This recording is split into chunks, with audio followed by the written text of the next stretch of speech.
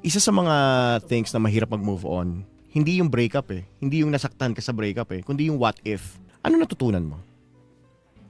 Na pwede mo may apply sa next relationship mo? Siguro yung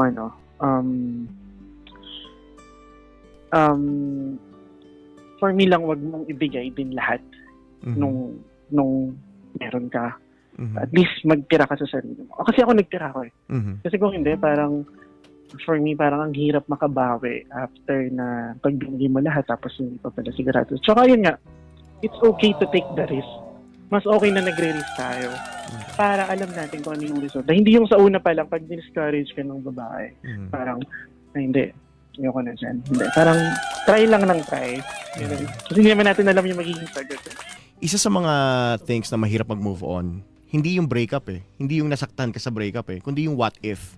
Mas dun mahirap makamove on. Bakit? Kasi nasa utak mo pa rin yung idea na ano bang magiging ending namin kung sakali.